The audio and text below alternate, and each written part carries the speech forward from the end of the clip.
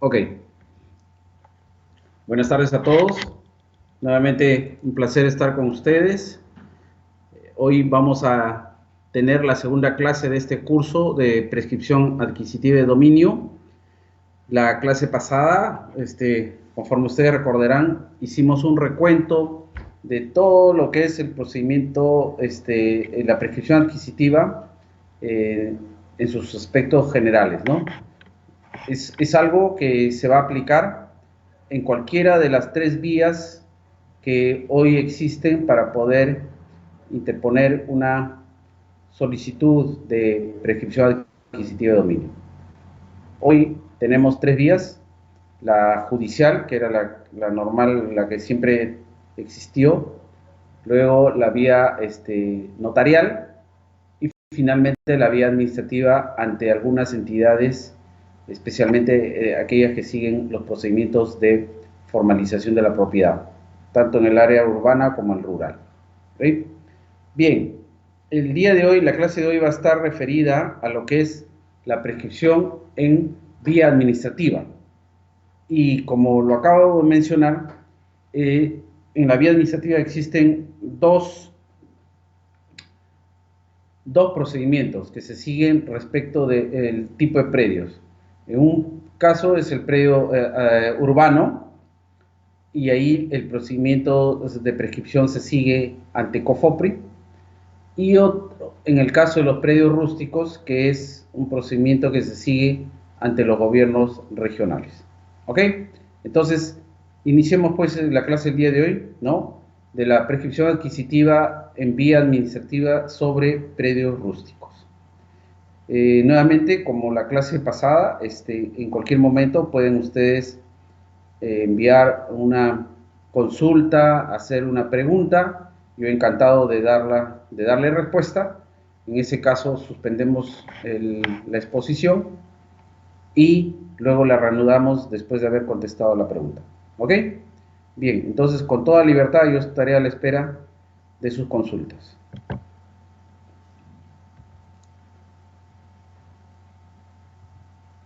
Bien, un poco para repasar la clase de la semana pasada, vamos a nosotros a tener siempre presente que la prescripción la vamos a usar como una forma de adquisición. No se olviden que también puede ser usada como una forma de prueba de la propiedad, ¿no? Y esto ocurre en el caso de la prueba denominada la prueba diabólica, ¿no? Pero en todas las siguientes clases nos vamos a abocar exclusivamente a la prescripción como una forma de adquisición. Y es una forma de adquisición de un derecho fundamental, que es el derecho de propiedad. ¿Ok? Esta forma de adquisición la realiza el poseedor, ¿no? Y la va a lograr a través de la posesión que él ejerza por un determinado plazo de tiempo. ¿Ok? Entonces, la ley aplicable a cada sistema jurídico va a determinar el plazo que se va a requerir. En nuestro caso hemos dicho que actualmente es 10 años, antes era 30 años con el Código Civil de 1936. ¿Ok? Y justamente acá en pantalla tenemos el texto del artículo 950 del Código Civil, que es el que regula la noción legal de la prescripción. ¿Okay? Este artículo dice que la propiedad inmueble se adquiere por prescripción mediante la posesión continua, pacífica y pública como propietario durante 10 años. ¿Ok? Esa es la llamada prescripción ordinaria o larga o de mala fe, y en el segundo párrafo vamos a tener la prescripción corta, que es aquella que se adquiere a los 5 años, cuando además de los requisitos antes indicados, también se exige el justo título y la buena fe. ¿Ok? Bien, este concepto de la prescripción y de sus requisitos van a también ser aplicados para el caso de la prescripción de predios rústicos.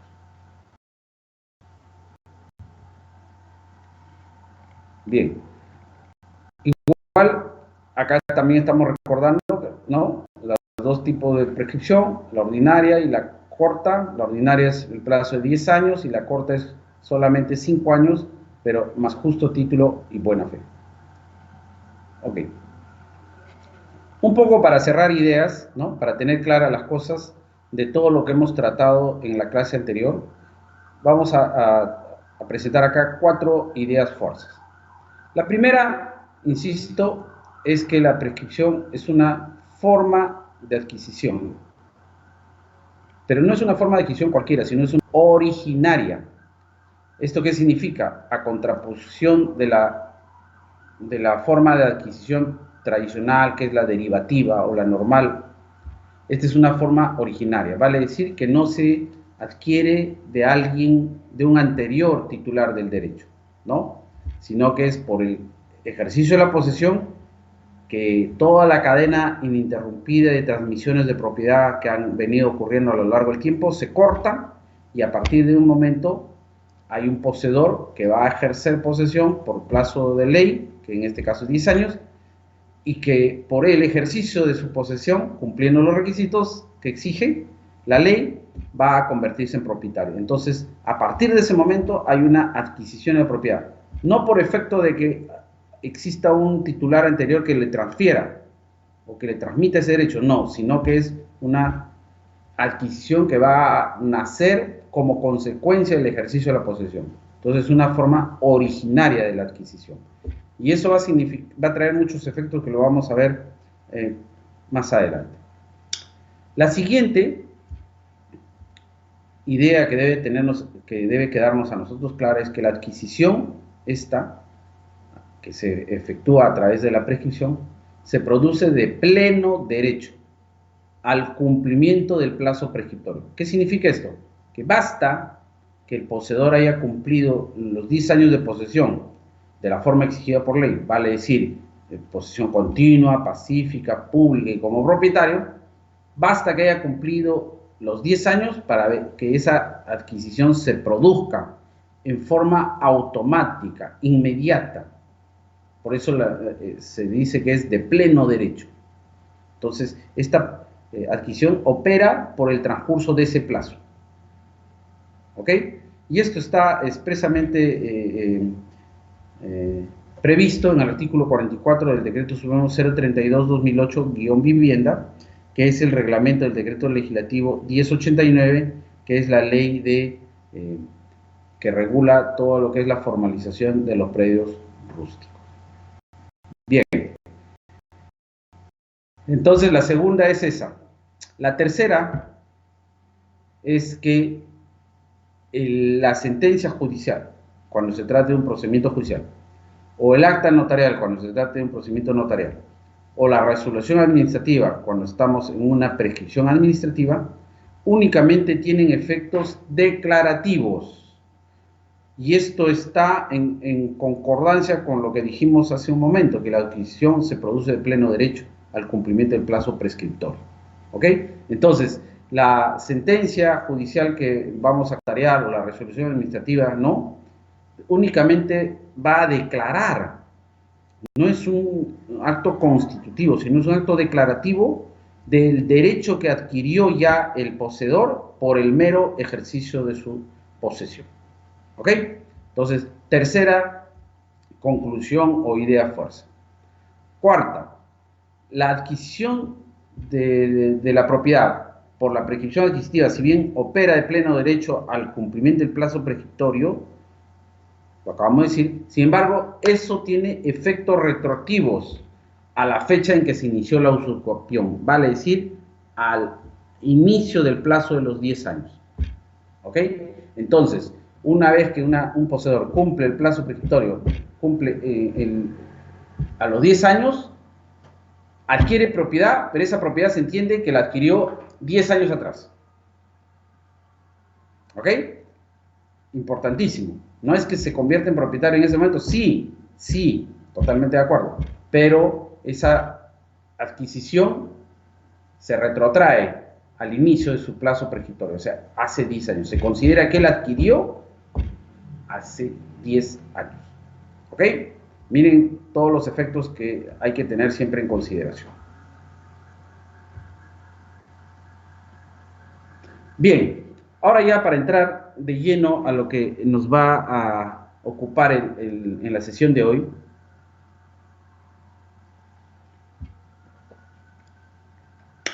vamos a definir lo que es un predio rústico. ¿Ok? Y los predios rústicos están definidos en el numeral 12 del artículo 4 del Decreto Supremo 032-2008 Vivienda, que es, como les acabo de mencionar, el reglamento de la ley que regula la formalización de predios rústicos. Ahí, en este numeral, se define al predio rústico y se indica que son aquellos de uso agrario. Punto 1. Punto 2. Ubicados en una zona rural. Punto 2. Y punto 3. Destinados a la actividad agropecuaria. O sea, se debe cumplir las tres condiciones. Uso agrario, o sea, no cabe otro tipo de uso. Ubicados en zona rural, no puede ser en zona urbana. Y destinados a la actividad agropecuaria. Pudiera ser que estén ubicados en una zona rural, pero no destinados a la actividad agropecuaria. Vale decir que estén destinados, que no tengan uso. O sea, los eriazos. Entonces, están descartados. Tienen que cumplirse estas tres condiciones. Por excepción, se considera también como rústico a aquellos ubicados en área de expansión urbana. Fíjense, habíamos dicho que debían estar ubicados en zona rural, pero aquí está la excepción. También cabe que estén destinados en zona de expansión urbana, pero que estén siempre destinados a la actividad agropecuaria, o sea, el tercer requisito. Y además, que no cuenten con habilitación urbana, obvio, porque si ya cuentan con habilitación urbana, por más que estén dentro del área de expansión urbana o la zona rural, por el solo hecho de la aprobación de la habilitación urbana, ese predio ya se considera urbano y por lo tanto deja de tener la condición de rústico para todos los efectos. ¿Ok? Bien, entonces la prescripción que vamos a tratar el día de hoy está referida única y exclusivamente a estos predios rústicos, vale decir, aquellos que tienen uso agrario, están ubicados en zona rural y están destinados a la actividad agropecuaria. ¿Ok? Si se cumplen estas tres condiciones, el poseedor de esos predios puede solicitar la prescripción adquisitiva. Bien. Solamente para darles como antecedente en relación a las entidades competentes, eso ha ido variando a lo largo del tiempo. Originalmente la competencia la tenía Agricultura, vale decir el Ministerio de Agricultura. Luego se creó el Programa Especial de Titulación de Tierras, más conocido como el PET. En el año 2007 el PET fue absorbido por fusión por COFOPRI, por lo que las materias que conocía, que en este caso era la relativa a predios rústicos, pasó a ser de competencia de COFOPRI, y en el año 2010 esa competencia fue transferida a los gobiernos regionales. Y son estos entes los que tienen actualmente la competencia. Bien, y esa competencia de los gobiernos regionales nace en la Ley Orgánica de Gobiernos Regionales, la Ley 27867, en cuyo artículo 51 se regula todo lo que es funciones en materia agraria. En el literal N está considerada el proceso de saneamiento físico-legal de la propiedad agraria. ¿Ok? Entonces, acá se dice que los gobiernos regionales tienen la función de promover, gestionar y administrar el proceso de saneamiento físico-legal de la propiedad agraria con la participación de actores involucrados, cautelando el carácter imprescriptible, inalienable e inembargable de las tierras de las comunidades campesinas y nativas. ¿Ok? Entonces, esta función de los gobiernos regionales estaba asignada a estos gobiernos desde el año 2002, que fue cuando se promulga la Ley Orgánica de Gobiernos Regionales.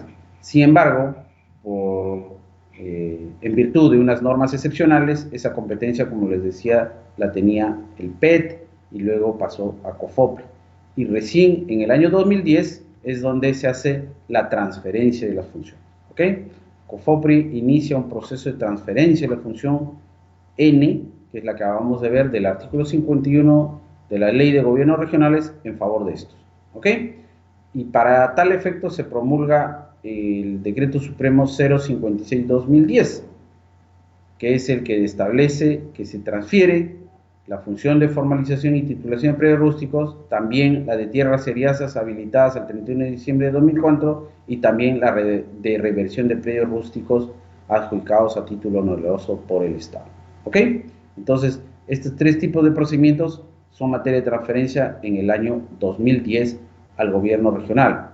Y con esto el gobierno regional readquiere esa competencia que la mantiene hasta el día de hoy. ¿Ok?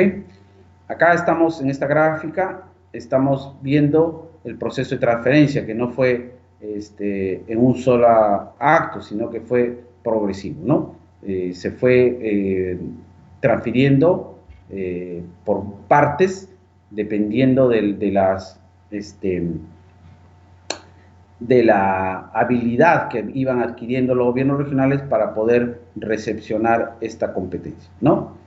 Finalmente, en el año 2016 se culminó con el último gobierno regional, con la transferencia en favor de este último gobierno regional. ¿Ok? Entonces, repito, el día de hoy todos los gobiernos regionales tienen la competencia para la formalización de los predios rústicos, dentro de las cuales se ubica el procedimiento de prescripción adquisitiva de dominio. ¿Ok? Bien. El marco normativo simplemente lo vamos a pasar así muy a la ligera, es el decreto 1089 que le mencioné, su reglamento que está aprobado por el Decreto Supremo 032-2008 Vivienda. Existe también una resolución ministerial, la 556-2015 de Minagri, que aprueba unos lineamientos para la ejecución del procedimiento de formalización y titulación de predios rústicos, y también tenemos la resolución ministerial 242-2016 del Minagri, que aprueba otros lineamientos para ejecución en la etapa de calificación de los procedimientos de formalización y titulación de predios rústicos. ¿Ok? Bien, ahora sí ya entremos un poco ya de lleno al mismo procedimiento de prescripción. Para empezar, vamos a decir o a mencionar en qué casos no procede una prescripción adquisitiva de dominio. Y estos están referidos en el artículo 3 del reglamento del Decreto Supremo 032-2008 Vivienda, y son los siguientes. Primero que nada, las comunidades campesinas y nativas. O sea, no procede una prescripción adquisitiva sobre predios o tierras de comunidades campesinas y nativas. Y esto a tono de lo que dispone la Constitución. Como ustedes saben, el artículo 89 de la Constitución señala que las comunidades nativas, campesinas y nativas, son autónomas en su organización, en el trabajo comunal y en el uso y la libre disposición de sus tierras. La propiedad de sus tierras, se indica, es imprescriptible, salvo en el caso de abandono previsto en el artículo anterior. ¿Ok? Entonces, a nivel constitucional, se protege las tierras comunales, declarándolas, entre otros, imprescriptibles. Por tanto, no procede ninguna prescripción contra comunidades campesinas y nativas. ¿Ok? Y aunque parezca risible o anecdótico, conozco casos de procesos judiciales seguidos para prescribir tierras comunales, y en los que los jueces, en vez de declarar improcedente de plano la demanda, las admiten y las tramitan y se ejecutan las pruebas, las audiencias, y por tanto ocupan parte del despacho judicial, cuando esas demandas deberían ser declaradas de plano improcedentes. Bien, segundo caso que no procede prescripción es en los predios o inmuebles de dominio público. Y esto también por mandato constitucional. porque los bienes de dominio público, es decir, aquellos que son de uso o servicio público, no pueden ser prescribibles. Y esto está en el artículo 73 de la Constitución, que dice: los bienes de dominio público son inalienables e imprescriptibles. Estoy leyendo la Constitución. Los bienes de uso, ¿no?, de uso público, repito, los bienes de dominio público son inalienables e imprescriptibles. ¿Ok? Entonces, segundo caso de improcedencia de prescripción. Tercero son las áreas naturales protegidas. Esto en salvaguarda de estas áreas que deben ser materia de cautela y protección por parte de la sociedad. El cuarto son los bienes declarados de patrimonio cultural de la nación. ¿Okay? Acá son, entre otros, los bienes considerados sitios arqueológicos, etcétera, ¿no? Entonces, todos estos bienes que han sido declarados patrimonio cultural de la nación no pueden ser tampoco de materia de prescripción. En quinto lugar, se indican los predios cuya capacidad de uso mayor sea forestal o de protección y o formen parte de bosques de producción permanente. ¿Okay? Acá se trata de preservar ese tipo de predios por su vocación forestal. Tampoco procede la prescripción respecto de los predios o los bienes de los proyectos hidroenergéticos. ¿Cuáles son aquellos? Todos ellos que buscan expandir la frontera agrícola, ¿no?, como el caso de los proyectos Chavimochic, Chinecas, Majes, Olmos, etcétera, que se han venido desarrollando a lo largo sobre todo de la costa del Perú, ¿no? Tampoco procede para aquellos proyectos que están destinados a la promoción de la inversión privada, ¿no?, a cargo de Proinversión.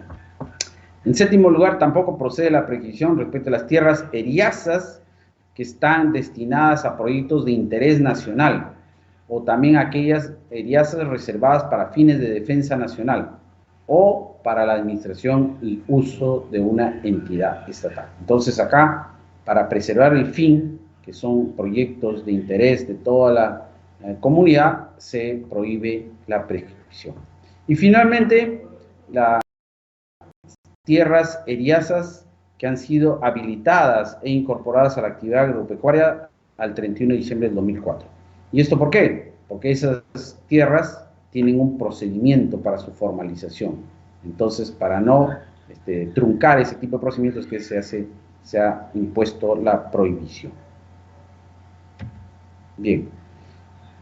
El órgano competente para este procedimiento de prescripción, lo volvemos a repetir, es la Dirección Regional Agraria. Que son los gobiernos regionales, sí, pero ellos ejercen, el órgano competente es la Dirección Regional Agraria. En algunos casos de GORES, quizás no sea esta la Dirección Regional Agraria, sino otra dirección, pero eso tendrá que estar previsto en sus instrumentos de gestión, ¿no? Vale decir, en su ROF. Entonces hay que estar claros en eso. Las instancias de este procedimiento, tenemos dos, como todo procedimiento administrativo. La primera instancia va a estar a cargo de la Dirección Regional Agraria o del órgano que la reemplace o la sustituya. Y la segunda instancia es la autoridad inmediata superior, ¿no? Esta autoridad de segunda instancia va a resolver los recursos de apelación que se interpongan contra las resoluciones que emita la Dirección Regional Agraria, o también va a resolver las impugnaciones contra los pronunciamientos que resuelven oposiciones. Vamos a ver que en el procedimiento que se inicia va a existir una etapa en que cualquier tercero pueda formular oposición. ¿Ok? Entonces, cuando la Dirección Regional Agraria resuelva esa oposición, y si es en contra, el opositor va a poder recurrir a una segunda instancia en vía de apelación. ¿Ok? Bien. Es importantísimo indicar que el procedimiento de prescripción adquisitiva es de oficio, o sea, se ejecuta de oficio como norma general. Y por lo tanto, al ser de oficio, es gratuito, porque acá lo que se trata es de formalizar la propiedad rural a efectos de incorporarla al mercado. Entonces, por esta razón es que el procedimiento se inicia de oficio, ¿no? Lo vamos a ver más adelante. Y, en consecuencia, es gratuito, ¿ok? De oficio, gratuito, se inicia de manera progresiva a lo largo del país. Sin embargo, por excepción, también va a ser a pedido de parte y, por tanto, onerosa. Y esto va a ocurrir en los casos que el poseedor no ha sido ubicado al momento del empadronamiento o, habiendo sido ubicado, no presentó pruebas que acrediten el cumplimiento de los requisitos.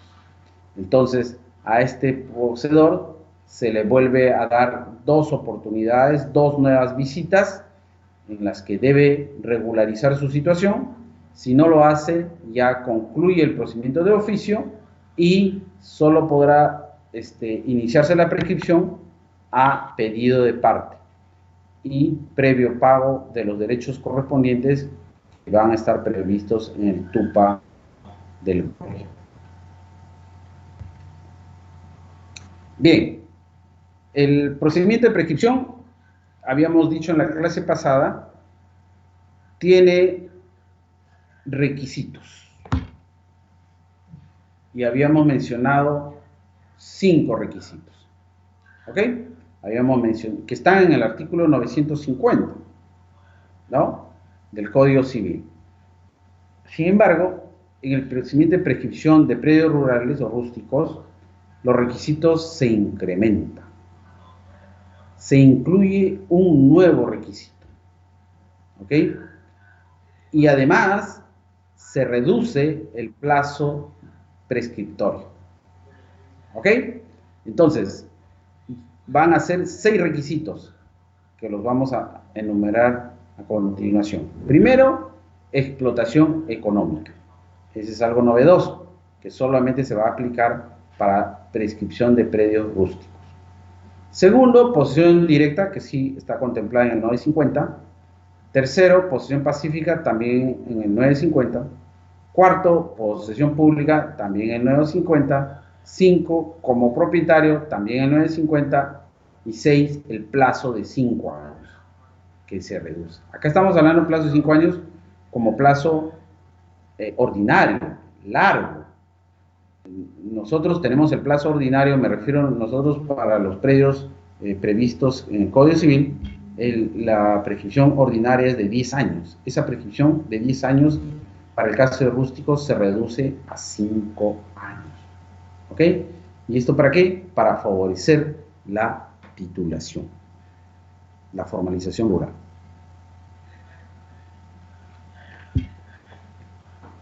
Estos requisitos están previstos en el artículo 39 del reglamento, es decir, del Decreto Supremo 032/2008.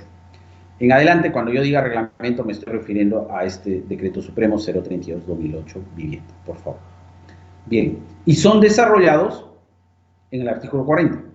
En el 39 se precisan y en el 40 se desarrollan. ¿Ok? Bien. A continuación, veamos y analicemos cada uno de los requisitos. Aquellos que están contemplados en el Código Civil, en el 950, van a ser muy similares, no habrá mucho que detenernos, y más bien lo vamos a hacer en los 2 requisitos que son diferentes, en la explotación económica y en el plazo. ¿Ok? Bien.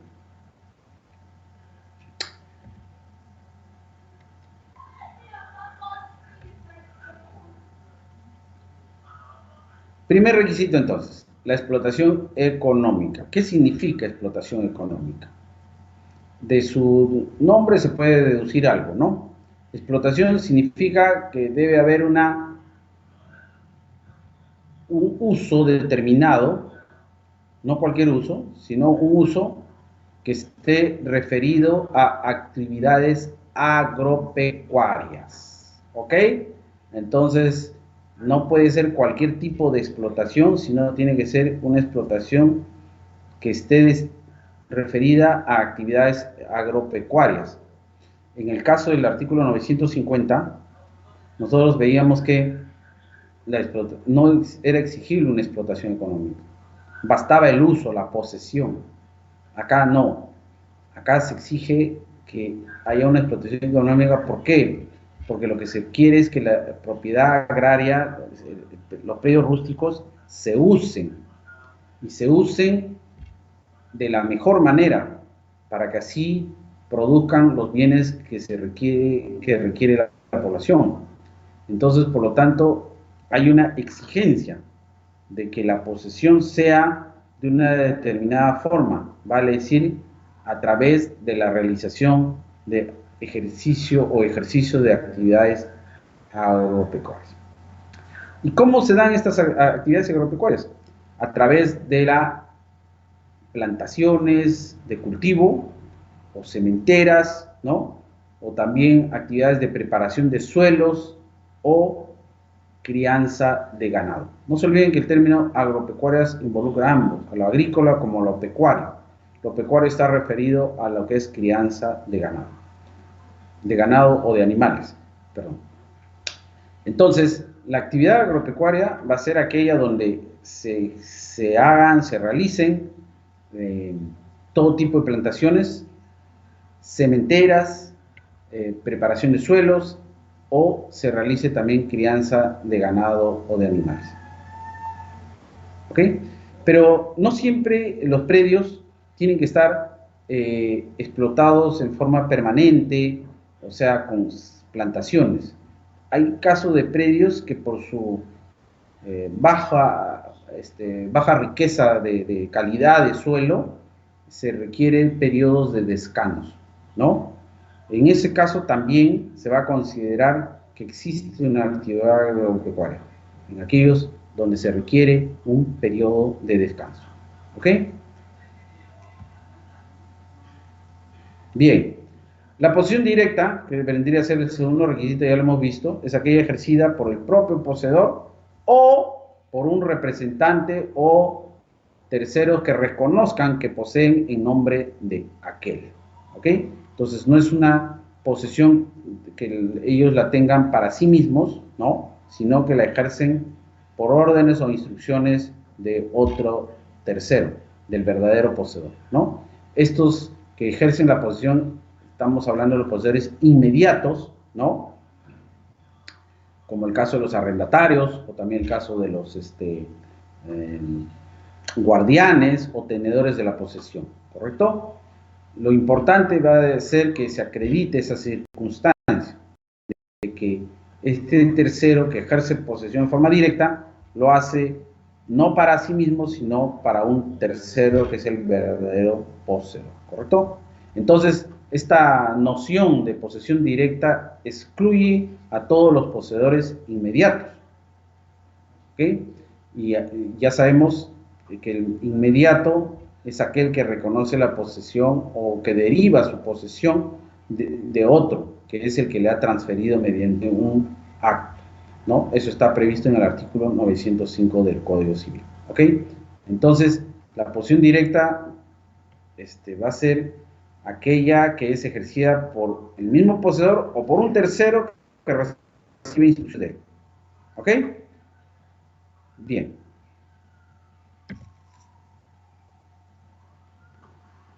El tercer requisito es la posesión continua.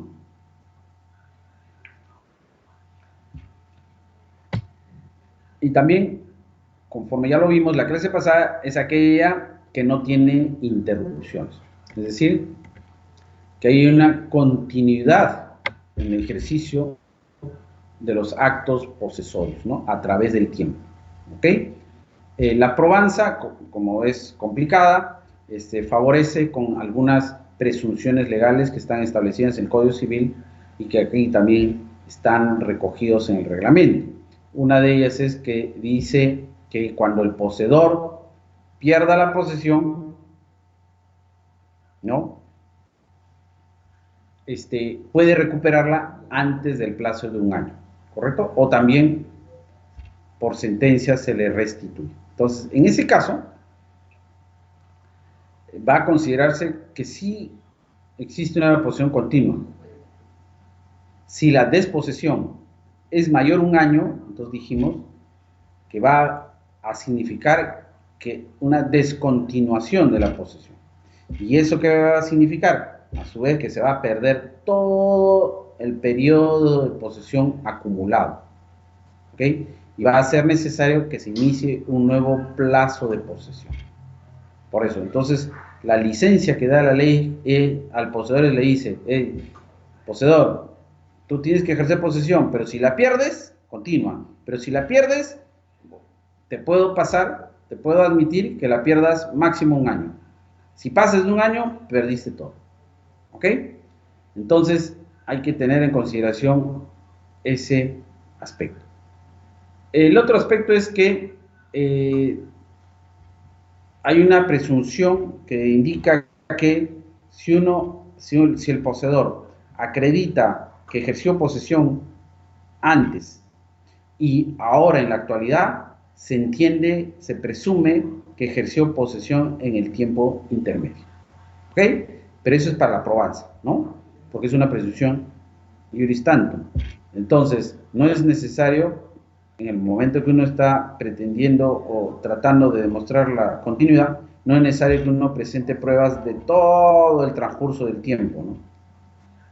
Día tras día, no, sino que basta que uno acredite posesión, digamos, en el año 1 y después en el año 5, y entonces se va a entender que procedió en todo ese lapso, del 1 al 5. ¿Ok? Bien.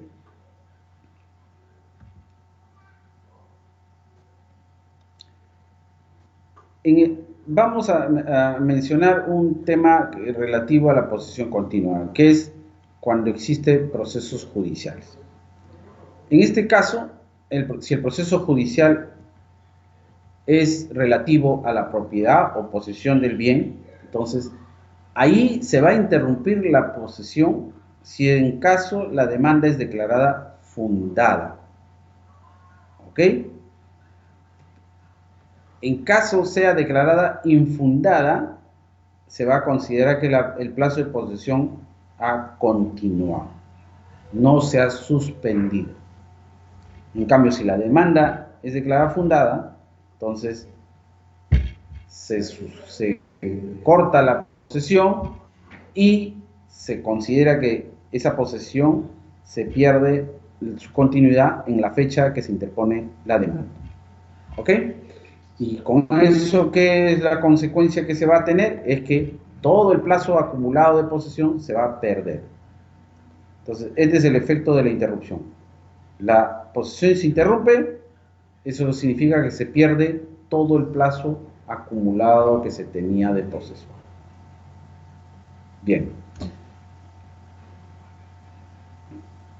Acá en el artículo 42 del reglamento está previsto, más que previsto, repetida, la presunción que está en el artículo 915 del Código Civil, que les mencioné hace poco, ¿no? que es para efectos de la probanza. Se presume que si alguien prueba posesión antes y actual, se presume que también ha poseído en el tiempo intermedio.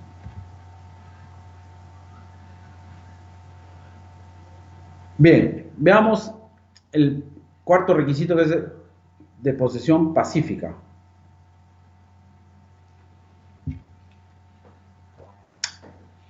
Esta posesión es aquella que está exenta de violencia, ¿correcto? Dijimos que la posesión no puede basarse en hechos que impliquen uso de la fuerza, uso de la coacción, o sea, no solamente fuerza física, sino también amenaza, coacción, ¿no? Que es algo más no físico, ¿ok? Sin embargo, también dijimos que pudiera ser que la posesión se originó en forma violenta, pero que después se convierte en una posesión pacífica, o sea, se torna pacífica. Y entonces el plazo o el cumplimiento del requisito de la posesión pacífica se va a entender que va a empezar a computarse a partir desde la fecha en que cesan esos actos violentos. ¿Ok? Entonces, reciclando. La posesión puede ser violenta al inicio, pero a partir de un determinado momento deja de existir violencia, la posesión entonces se convierte en pacífica y es a partir de esa fecha que se convierte en pacífica que empieza a computarse o a cumplirse el requisito de posesión pacífica. No olvidemos que todos los requisitos que exige la prescripción, que en este caso son 6, tienen que cumplirse en forma conjunta. No es que a lo largo, en forma conjunta, a lo largo del plazo prescriptorio. No es que la posesión pacífica la van a obtener recién en el año 3 o 4, no señor. Cuando se inicia la posesión en forma violenta, por más que haya sido pública como propietario, no se está todavía cumpliendo con el íntegro de los requisitos. Entonces, el plazo de prescripción no debe empezar a computarse. El plazo de prescripción, que en este caso es 5 años, se computa desde el momento en que se configuran todos los 6 requisitos, o los 5 restantes. A partir de ese momento en que se cumplen en forma conjunta todos los requisitos, recién empieza a computarse el plazo de los 5 años. ¿Ok? Eso no hay que perderlo de vista, es muy importante. El cumplimiento de los requisitos tiene que ser en forma conjunta. ¿Ok? Bien. Y si en un determinado momento del plazo prescriptorio se pierde uno de los requisitos, todos los demás se quedan suspendidos. ¿Ok? Bien. Entonces, en el caso de la posesión pacífica, que se puede convertir en pacífica, es necesario que una vez que se ha convertido en pacífica, debe mantenerse en esa situación durante todo el plazo prescriptorio. Porque si vuelve a caer en violenta, estamos entre la situación de que se va a perder todo el plazo anterior y va a tener que iniciarse nuevo plazo luego que esa posesión violenta se convierta nuevamente en pacífica. ¿Ok? También explicamos cómo una posesión es violenta. Habíamos dicho que es cuando se ejerce violencia, se rompen candados, se rompen puertas, se toma posesión del inmueble a la fuerza, ¿no? Y eso se podría mantener a lo largo del tiempo, pero también podría convertirse en pacífico, ¿ok?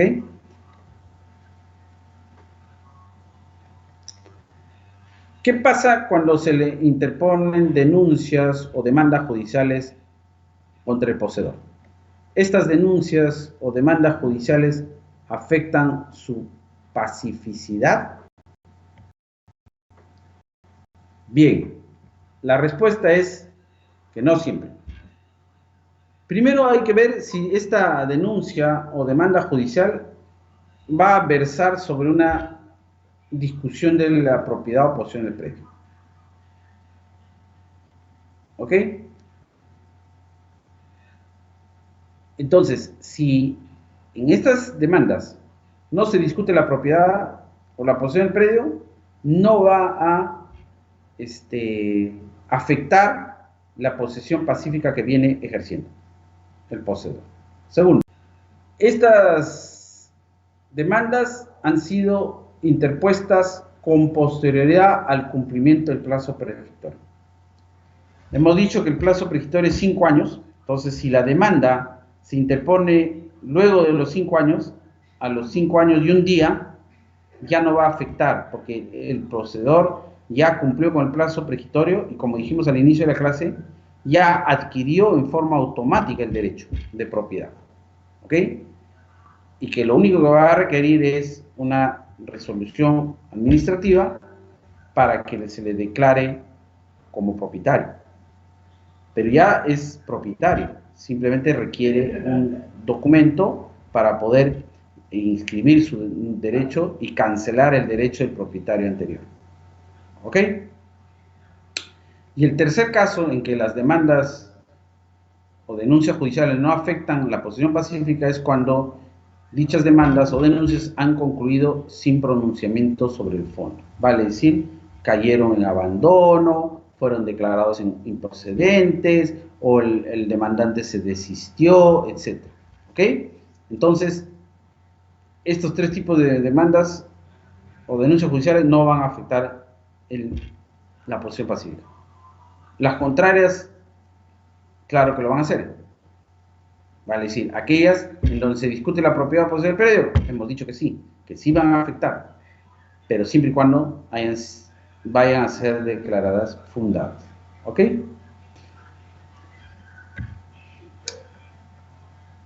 Bien, el cuarto requisito es el de la posesión pública, lo cual significa que tiene que ser conocida por todos. Es decir, no cabe una posesión oculta,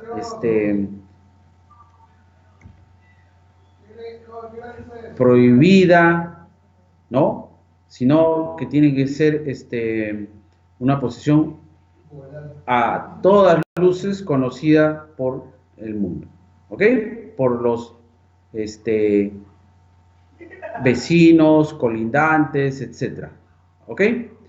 Acá el poseedor debe actuar como si tuviera un derecho legítimo, ¿ok? Debe comportarse frente a todos como si él fuera el titular, ¿ok? No puede estar, para evitar ser reconocido, para evitar ser desalojado, no puede ejercer una posición oculta, subrepticia. Porque si bien va a evitar que el propietario lo descubra, porque se metió a poseer el inmueble sin autorización del propietario, recordemos, sin embargo, esa posesión que ejerce en forma oculta no lo va a favorecer para la prescripción adquisitiva. ¿Ok? Bien. Voy a hacer un pequeño break de un minutito y regreso. ¿Ok? Permiso.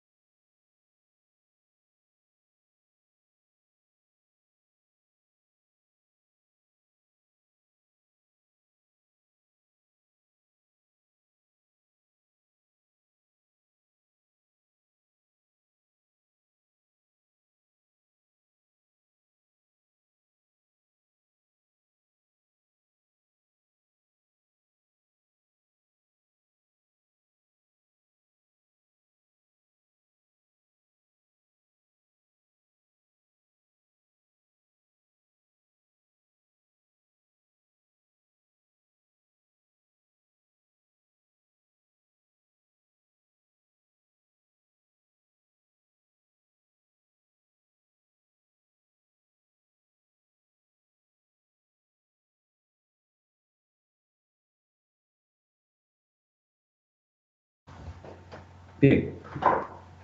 Gracias por su espera. Entonces, habíamos visto ya la posesión pública. Vamos a ver el quinto requisito de posesión como propietario, ¿no? Es también, igual que en el caso de la clase pasada, esta es una posesión en donde se exige al poseedor un comportamiento como dueño, como si lo fuera.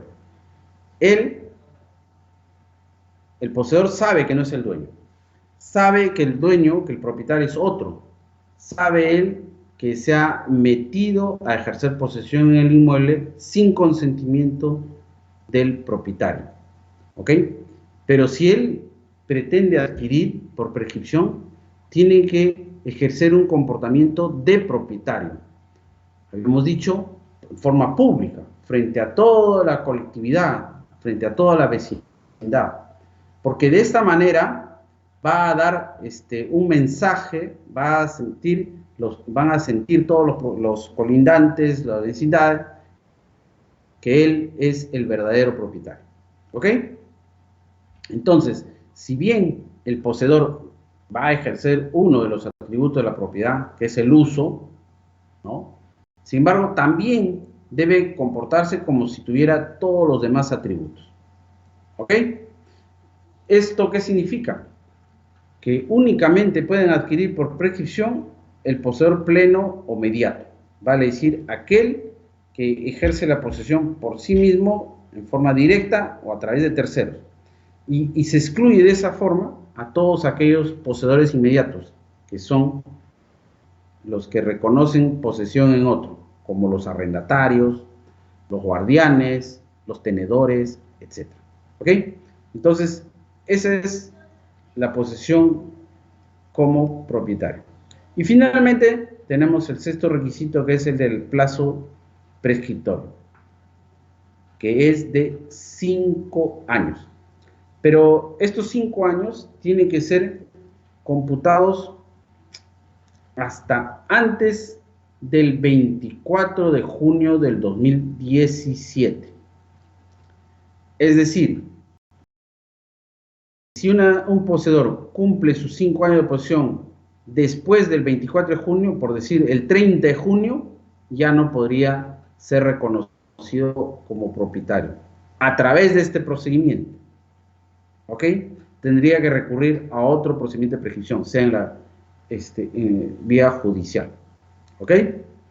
Entonces, esta es una limitante que está establecida en el artículo 39, del reglamento. Ha sido incluso extendido, porque la versión original del Decreto Supremo 032, la versión original del artículo 39 era que el reconocimiento o la posesión tenía que ser cumplida al año 2008, a la fecha en que fue promulgado el reglamento. Sin embargo, por un tema de presión política, presión de la población, etcétera, ese plazo se ha ampliado y se ha considerado hoy que tiene que ser cumplido al 24 de junio del 2017. ¿Ok? Estos plazos de posesión que están previstos en las normas de formalización usualmente son prorrogados.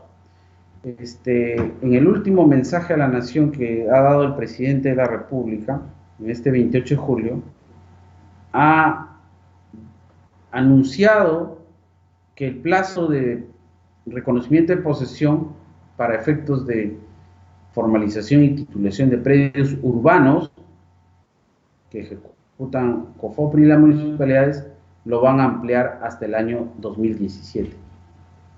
Perdón, hasta el 2019 lo dijo, ¿no? Fuera lo que fuera, esos plazos vienen siendo ampliados constantemente. En un inicio se establecían plazos justamente para evitar las invasiones, para supuestamente regularizar una situación de hecho existente a ese momento. Porque no se olviden que la expedición de las normas nace por un problema social que hay que regularizar o una demanda de otro tipo. Entonces, si el plazo va a ser constantemente prorrogado, ampliado, estamos ya no en una situación excepcional de regularización, sino una situación que se va a convertir permanente en el tiempo. ¿Okay? Entonces, lo concreto es que esta posesión de 5 años debe ser cumplida antes del 24 de junio de 2017. ¿Esto qué significa? Que debe haber sido empezada el 2012, en junio del 2012. Porque agregando los 5 años, tienen que ser cumplidos en junio del 2017. Entonces, por simple deducción, las posesiones tienen que haberse iniciado antes de junio del 2012. ¿Ok? Bien. Ahora, también en el artículo 39 se indica que esa posesión de 5 años tiene que ser cumplida a la fecha en que se realiza el empadronamiento.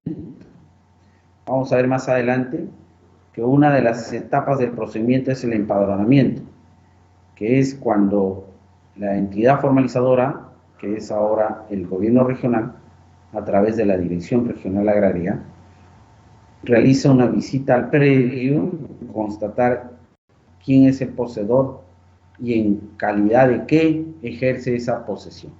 ¿Ok?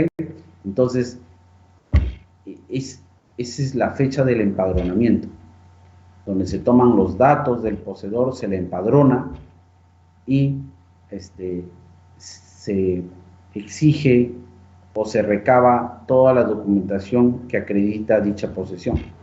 Entonces, el plazo de 5 años tiene que ser cumplido a esa fecha del empadronamiento, o sea, ahí se hace el corte, pero además tiene que ser cumplido antes del 24 de junio del 2017.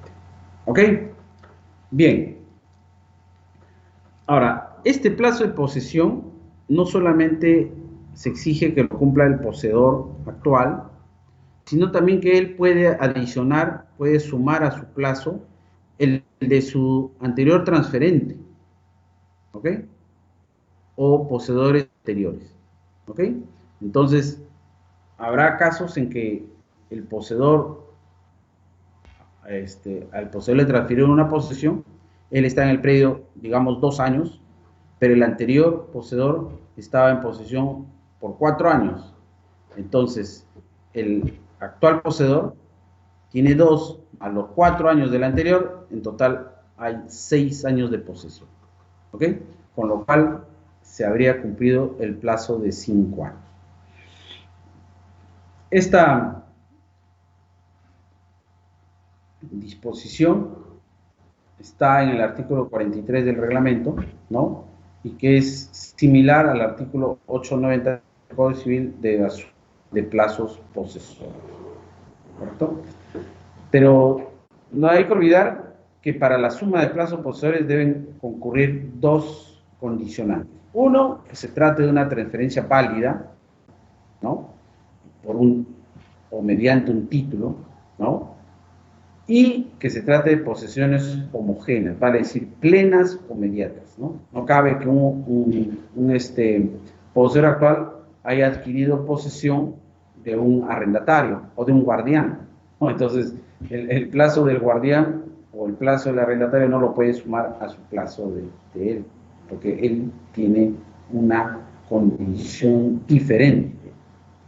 En ambos casos, para que proceda la suma de posesión, las 2 posesiones, 3 o más que se quieran sumar, tienen que ser plenas, ¿no? Es decir, posesiones mediatas.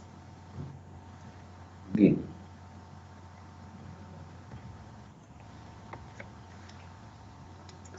Ahora veamos cómo se acredita la posesión. ¿Ok? Estamos nosotros hablando siempre de posesión y de los requisitos, pero es importante conocer de qué manera se acredita, se demuestra esa posesión. Y el reglamento, en su artículo 41, exige por lo menos 2 pruebas, o sea, un mínimo de 2 pruebas. ¿Ok? Una persona puede presentar muchas más pruebas, pero acá solamente se exige 2. Una de ellas se considera prueba obligatoria, o sea, necesariamente y la otra es una prueba complementaria. ¿Ok?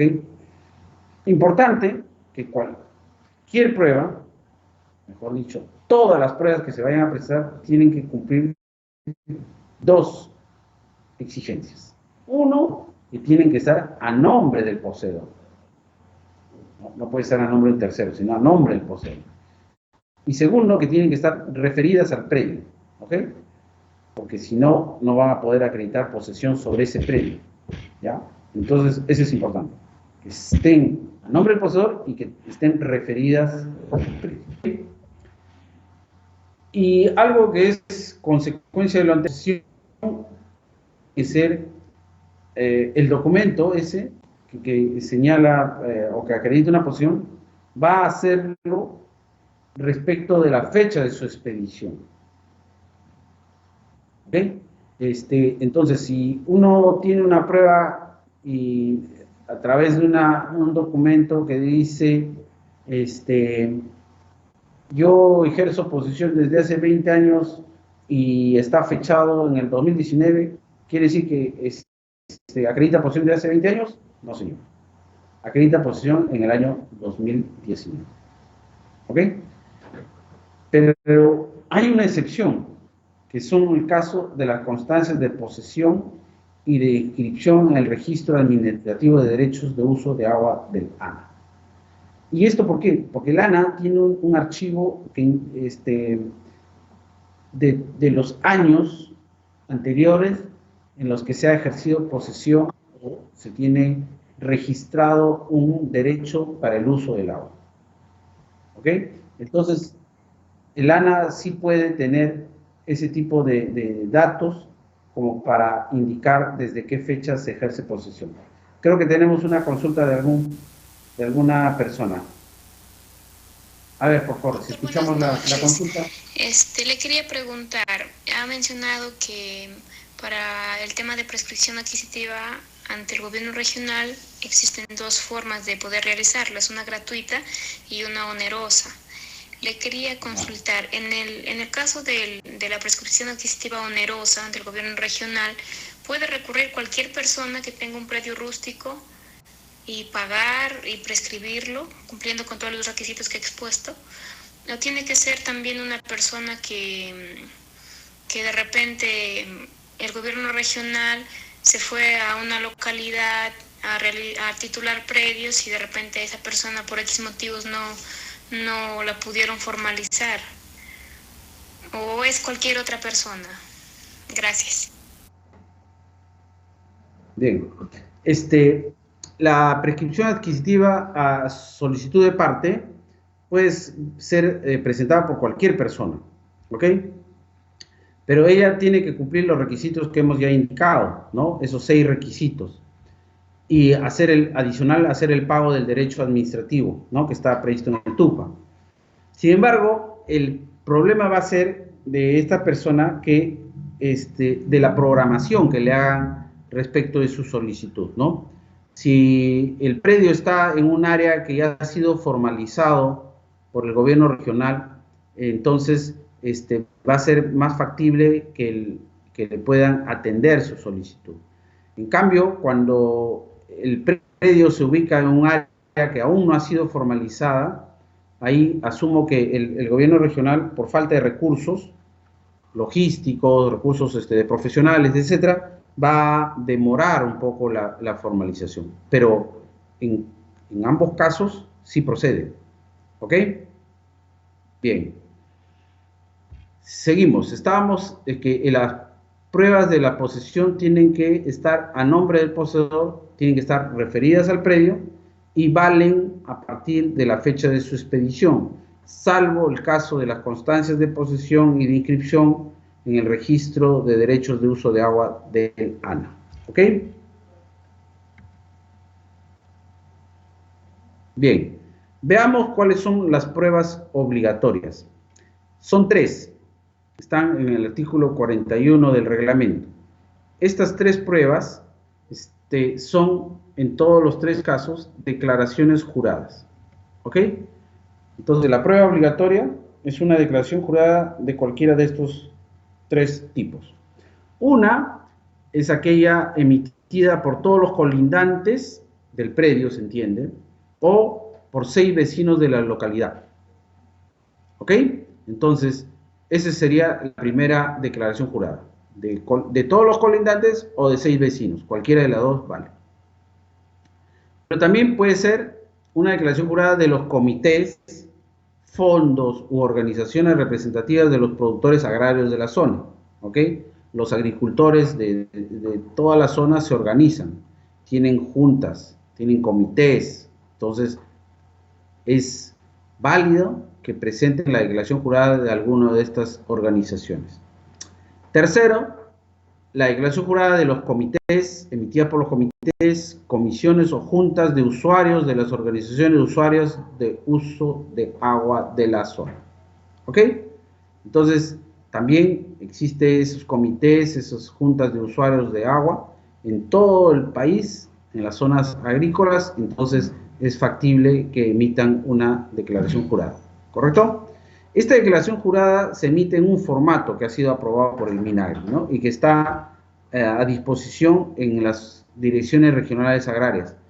Lo que en el fondo señalan es que, o declaran, que conocen al poseedor y que conocen de su posesión por el plazo que exige la norma. ¿Ok? Entonces, la validez de esta declaración jurada es por el tipo de la persona o entidad que lo emite, ¿no? Estamos hablando de los colindantes, o sea, que son personas que sí conocen, que sí saben quién ejerce posesión, ¿ok? O también puede ser 6 vecinos de la localidad también, ¿no? Ellos conocen. Y con mayor razón, los comités, estas organizaciones de producciones agrarias, ¿no? Ellos saben quiénes son sus miembros, ¿no? Conocen quién ejerce la posesión de los predios, etc. Entonces, es por esa razón que el reglamento exige este tipo de declaración jurada de aquellas personas, organizaciones que están en contacto con el poseedor, ¿no? Que tienen la mayor probabilidad de conocer la situación real del predio. ¿Ok? Bien. ¿Cuáles son las pruebas complementarias? También están en el artículo 41 del reglamento y son una lista larga, vamos a irlas mencionando uno por uno. Y acá la regla es, o la norma exige que sea cualquiera de estas, ¿ok? Así como en el caso de la prueba obligatoria, la norma permite escoger entre 3 declaraciones juradas, acá también el artículo 41 establece que basta que se presente cualquiera de estos siguientes documentos que vamos a relatar. Primero, son los documentos de préstamos, ¿no? De créditos agrarios otorgados por instituciones bancarias, ¿correcto? La mayoría de los agricultores siempre recurren a instituciones bancarias para su financiamiento. El segundo es la declaración jurada del impuesto predial. Entonces hemos dicho que una manera de ejercer posesión, de cumplir, es comportarse como propietario. Y el propietario es aquel que paga el impuesto predial. En tercer lugar, es cualquier documento público o privado con firmas legalizadas de transferencia de la posesión, ¿no? O sea, el documento, el contrato en virtud del cual se adquiere la posesión. Cuarto, la inspección judicial de tierras en un proceso de prueba anticipada. Una persona puede recurrir a la autoridad jurisdiccional para pedir que se efectúe una inspección judicial como parte de un proceso de prueba anticipada, ¿no? Para un posterior proceso. 5, un certificado de inscripción en el padrón de prestatarios de fondos rotatorios, ¿no? Eso también es como un mecanismo para financiamiento de la actividad agropecuaria. Sexto, un certificado de empadronamiento emitido por el INEI. El INEI, ustedes saben, es el Instituto Nacional de Estadística e Informática, que tiene a su cargo los censos nacionales, ¿no? Entonces, ellos podrían emitir un certificado de empadronamiento a una determinada fecha. Otro es el certificado de inscripción en el padrón catastral de la ex Dirección General de Reforma Agraria. Esta ex dirección era una dependencia, un órgano del Ministerio de Agricultura que tenía a su cargo este proceso de formalización. ¿Okay? Entonces, hay archivos que se conservan y donde constan los padrones de todos los agricultores de determinada zona. Otra prueba puede ser los recibos de pago por uso de agua con fines agrarios, ¿no? O también de adquisición de insumos, ¿no? Agrícolas, materiales, equipos, maquinarias u otros activos que se requieren para ejercer la actividad agropecuaria. ¿Ok? También los contratos de compraventa de la producción agraria. El agricultor siembra, cosecha y vende. Esos contratos de venta de sus productos pueden servir también como una prueba de su posesión, ¿correcto? También un certificado de inscripción de marcas y señales de ganado, una constancia de inscripción en el registro de derechos de uso de agua de lana, que ya lo habíamos mencionado, certificado de prestatario del Banco Agrario. Dijimos también que los agricultores siempre recurren a entidades financieras, ¿no? Y una de ellas, la más importante, si no es el Banco Agrario. Después, las constancias de posesión otorgadas por la agencia agraria o municipalidad distrital, ¿no? Importante. Y finalmente, un otros, que es cualquier otro documento que sea de fecha cierta y que acredite posesión. ¿Ok? Entonces, esta es una lista simplemente enumerativa de los principales documentos de posesión, de acreditan la posesión, pero también cabe cualquier otro documento de fecha cierta que acredite posesión sobre el predio. ¿Ok? Pero ya hemos dicho, repito, que tiene ese documento, cualquier otro, tiene que cumplir los 3 requisitos. O 2, perdón. 1, que tiene que estar a nombre del poseedor, y 2, que esté referido al predio. ¿Ok? No basta que diga el poseedor Juan Pérez, sino que tiene que decir que ejerce posesión en el predio ubicado en tal lugar. ¿Ok? Bien, acá hay un tema que siempre es materia de discusión respecto del área del predio. Algunos de los documentos que hemos mencionado, no todos, algunos, hablan de o señalan áreas. Por ejemplo, las concesiones de posesión señalan área. El señor tal es poseedor de un área de tanto. ¿Ok? Y cuando el gobierno regional, en el desarrollo del procedimiento de prescripción, lindera el predio, vale decir, mide el predio, mide sus dimensiones y obtiene un área que es diferente al que aparece en la constancia de posesión o en otra prueba de posesión. Entonces, ahí viene una discusión si esa prueba vale o no vale. Habíamos dicho que la prueba de posesión, para que valga como tal, tiene que cumplir 2 condiciones. 1, que esté a nombre del poseedor, y 2, que esté referido al predio. No se señala que tiene que tener área. ¿Ok? Entonces, el área es, digamos, opcional. Y cuando se incluye el área en el documento de posesión, no va a ser el área prevalente o el área que va a ser concluyente, sino va a ser simplemente un área referencial, porque en el proceso justamente lo que va a mandar es el área real que ejerce posesión, el área real que tiene el predio, y eso se va a obtener en base a la medición, al levantamiento topográfico que vaya a hacer las direcciones regionales agrarias. ¿Ok? Por tanto, que contengan áreas o no las pruebas de posesión no es muy significativo, no es necesario, no es concluyente, porque lo que va a valer es el área que se va a obtener en el levantamiento catastral. ¿Correcto? Bien. Veamos las etapas del procedimiento. ¿Ok? Son 6 etapas que están acá mencionadas en la pantalla.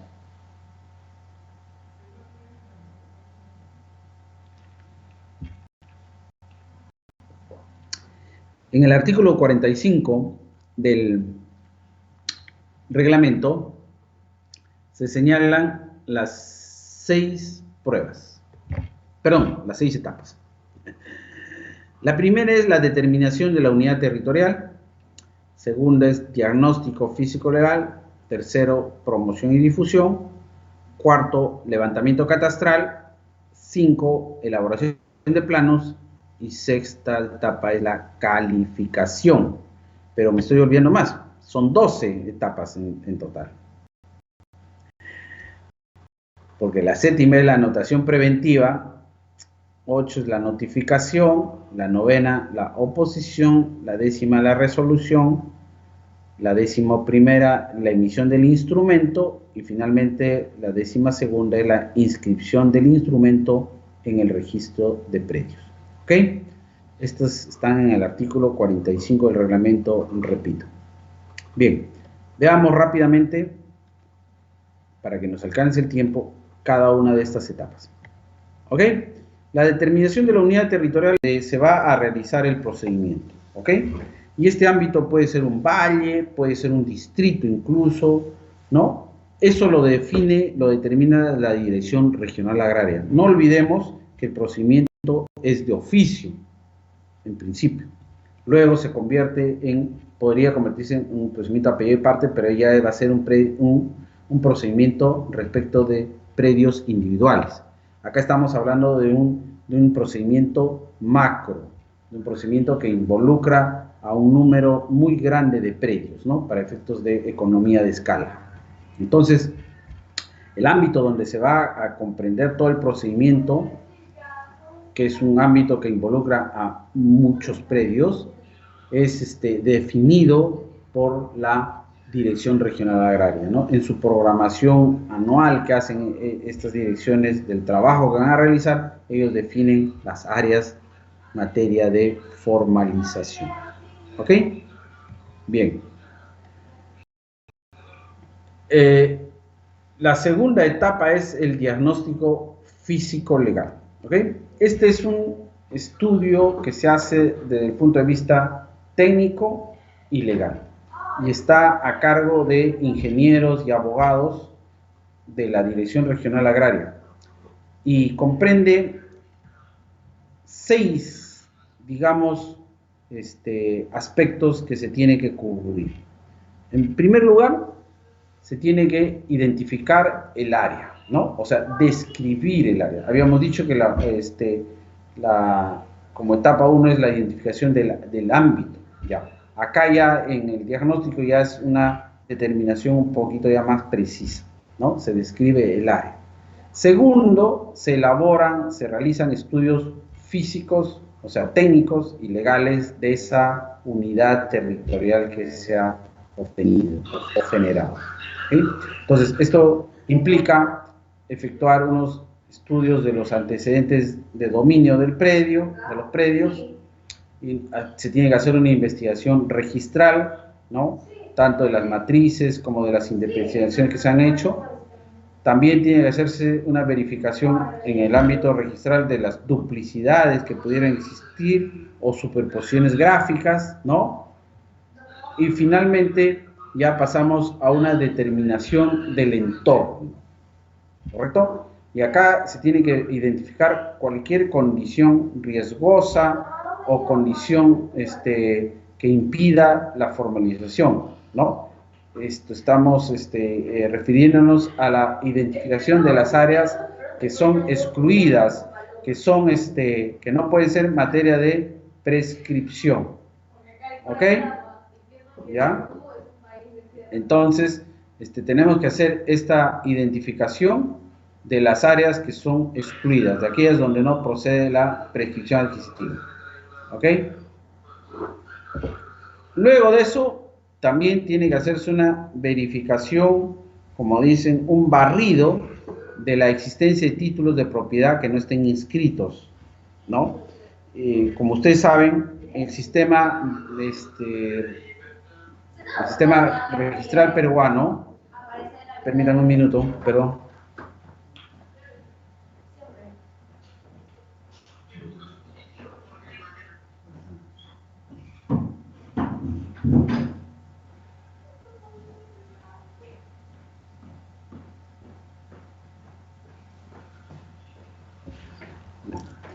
Van a disculpar, habían ruidos molestos.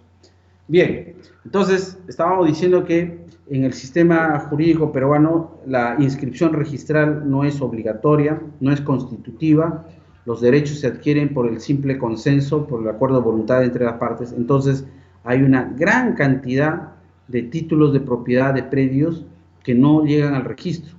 Y por tanto, cuando uno hace una investigación registral, va a encontrar solamente una parte digamos, del universo de títulos de propiedad. Entonces, se tiene que hacer un trabajo de campo en el que se va a identificar títulos de propiedad que no estaban inscritos en registros.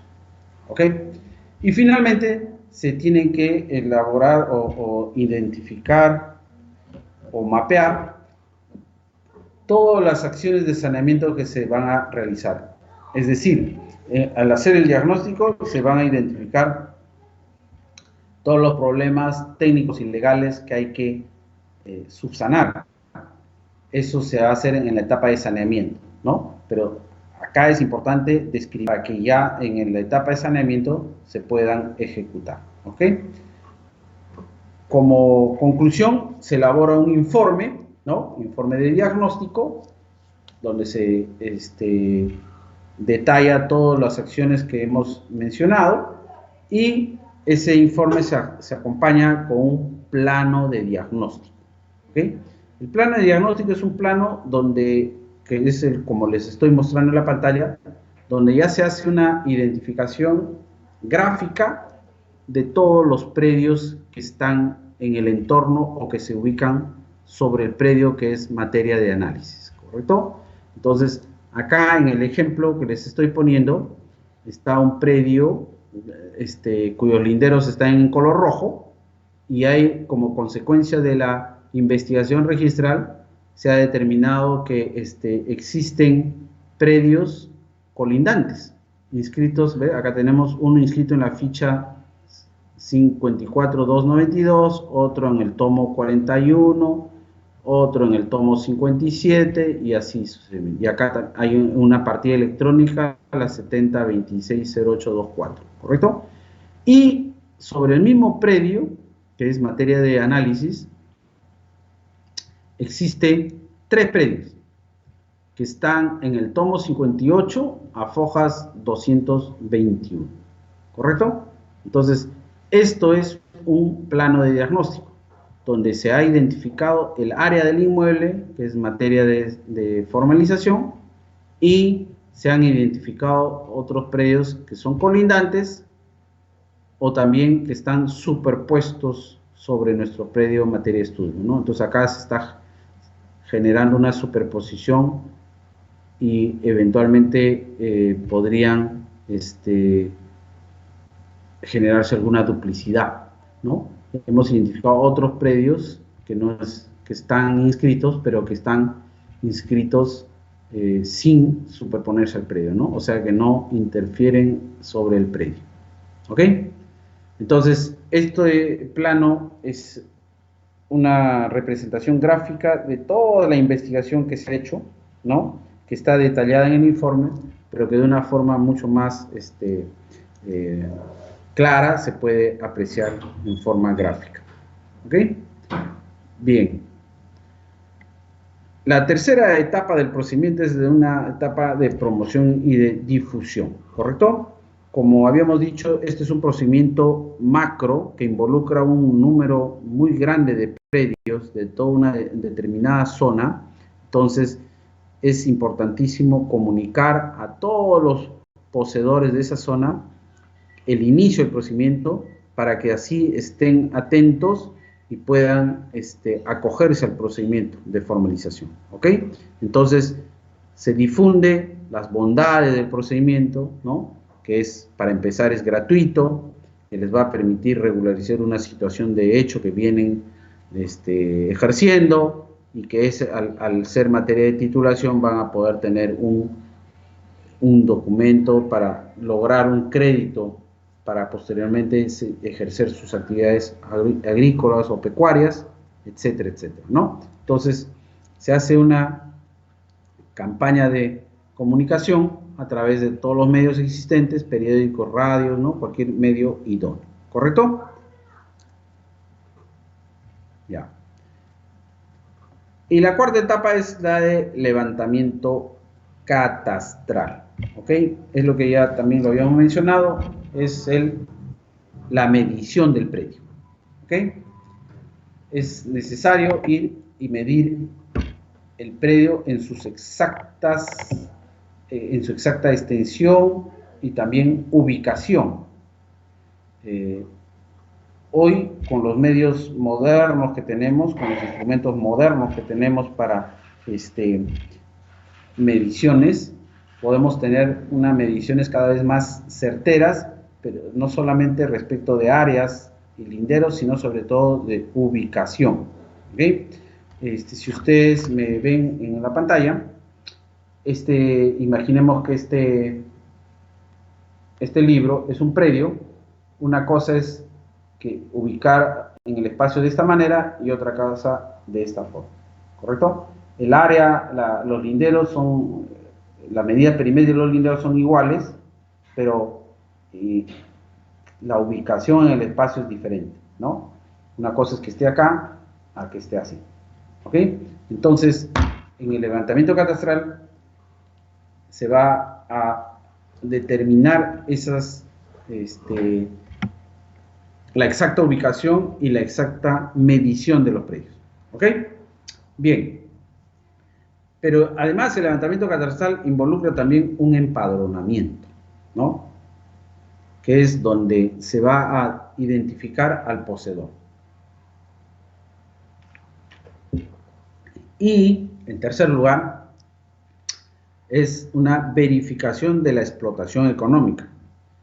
No basta que la explotación económica esté acreditada en documentos, sino que tiene que ser constatada en campo.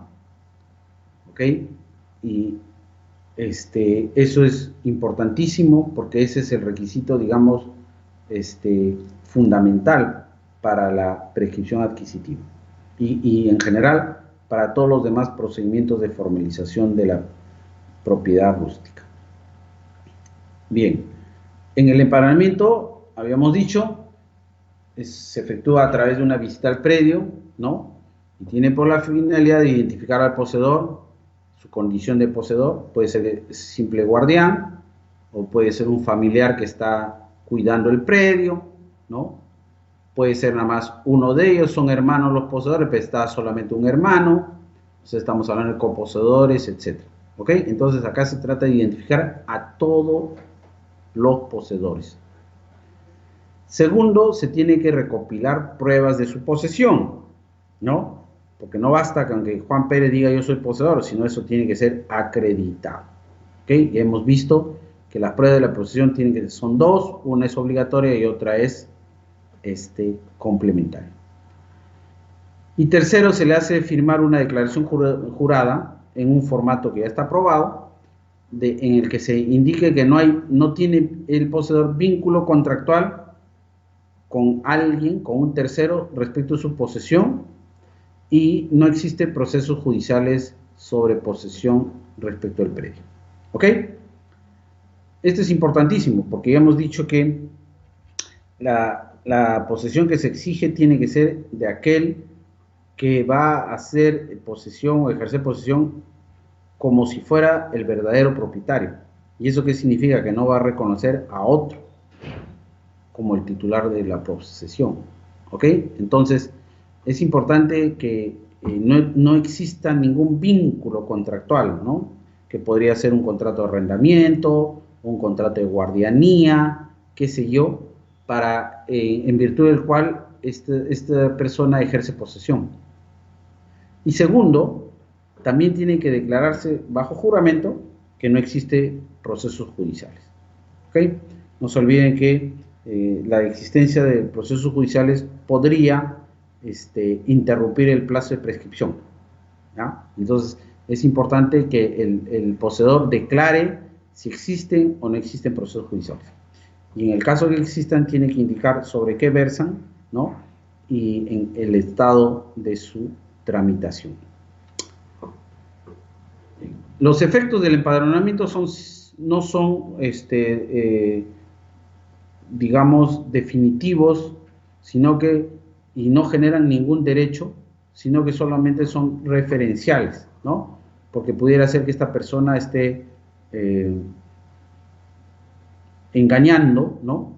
Y sea otro el verdadero poseedor. Entonces, pudiera pensarse que ya al estar empadronado ya lo convierte automáticamente en verdadero poseedor. No es así, ¿ok? En las fichas de empadronamiento que se emiten y que se le dejan una copia, ahí al final se dice claramente eso, que este empadronamiento no genera ningún derecho, ¿ok? Bien, ¿cuántas veces se puede ir a visitar el predio a efectos de empadronar al poseedor? La norma indica que solamente 3 veces, ¿no? O sea, lo ideal es que en la primera visita se obtenga lo que se busca, vale decir, se identifica al poseedor, se recopile pruebas. Pero también es muy probable que el poseedor pudiera ser que se identifique, pero no tiene las pruebas en ese momento. Entonces, tiene que buscarlas y eso podría tomar un tiempo. Entonces, las direcciones regionales agrarias tienen que programar 2 visitas adicionales, ¿no? La primera es el empadronamiento original, llamémoslo así, y después 2 visitas adicionales. Y esas tienen que efectuarse dentro de los 18 meses posteriores a la calificación, ¿no? ¿Esto por qué? Porque la escasez, la falta de recursos logísticos de las direcciones regionales agrarias, ¿no? Que tienen que darse abasto a todas las zonas de su jurisdicción. Entonces, no pueden estar regresando al mismo lote, al mismo predio a cada rato. ¿Ok? Solo 2 más y en un plazo de 18 meses.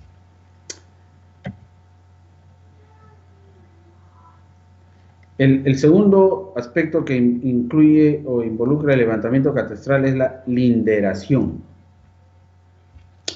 La linderación, lo hemos dicho, es el levantamiento topográfico, ¿no? Para determinar 2 cosas, o 3 si quieren.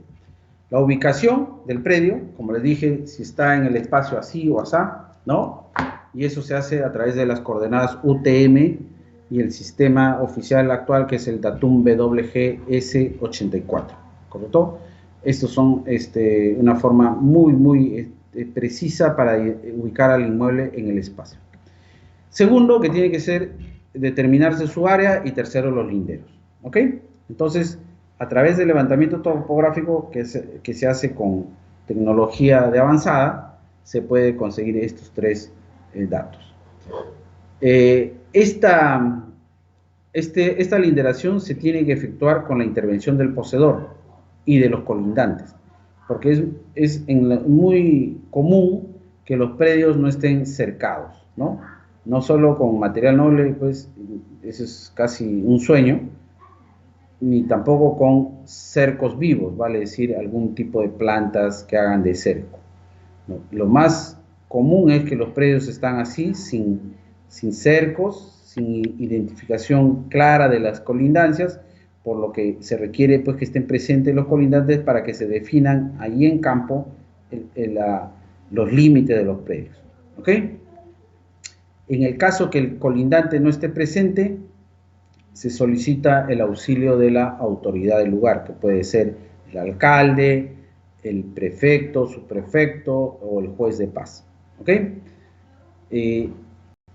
Al finalizar, se llena una ficha catastral rural, ¿no? Que es donde se indican todos estos datos que se han obtenido y que esa debe ser suscrita por el poseedor en señal de conformidad. Y finalmente, el tercer aspecto del levantamiento catastral es la verificación de su explotación económica. Muy importante, ¿ok? Y para que se determine si existe o no explotación económica, en esta etapa tiene que intervenir un ingeniero en ciencias agrarias. No se olviden que dijimos que también cabe que apreciar la explotación económica en tierras que están en periodo de descanso, ¿no? Entonces, ¿eso quién lo va a determinar? Si están o no en periodo de descanso. Un ingeniero que conozca la materia, ¿no? Entonces, importante, participar un ingeniero en ciencias agrarias, obviamente es un ingeniero contratado por el gobierno regional, tiene que intervenir el poseedor, ya lo hemos dicho, y acá tiene que verificarse la existencia de sementeras, plantaciones de cultivos o de preparación de suelos, la crianza de ganado, de animales, etcétera, ¿no? Y la existencia de tierras que están en periodo de descanso, ¿correcto? Entonces, el ingeniero tiene que definir si todas esas construcciones, cercos y demás instalaciones están o no siendo usadas para la explotación económica del terreno en su condición agrícola. ¿Okay? Entonces, eso lo va a definir el ingeniero en ciencias agrarias. La siguiente etapa ya es la de elaboración de planos. Como consecuencia de la linderación que se ha hecho, se va a definir ya, se tiene definido el área, la ubicación exacta, ¿no? Entonces, se elabora el plano más un certificado de información catastral, ¿no? Donde están también todos esos datos. ¿Ok? Todo esto se hace en base a especificaciones técnicas que están debidamente indicadas en el reglamento. La siguiente etapa es ya la de la calificación. Como habíamos dicho, en la etapa de empadronamiento se recaba toda la información, la documentación legal que acredita posesión. Esa información legal que se recaba se remite a las oficinas de la Dirección Regional Agraria y ahí, mediante abogados, se va a hacer una calificación, vale decir, un análisis de esa información para determinar si acreditan o no el cumplimiento de los 6 requisitos que hemos mencionado. ¿Ok? Entonces, acá se va a elaborar ya un informe de preevaluación en donde se va a determinar si el interesado, si el poseedor cumple o no los requisitos. ¿Ok? Entonces, en caso que cumpla los requisitos, se le va a declarar apto y se va a pasar a la siguiente etapa. En caso no cumplan los requisitos, se va a declarar como contingencia y eso va a ser materia de una nueva bajada de campo. ¿Bien? Entonces, la calificación tiene por finalidad identificar al poseedor, determinar si cumple o no los requisitos de posesión, identificar la partida registrada del predio, si la hubiere, porque puede ser que el predio no esté aún inscrito.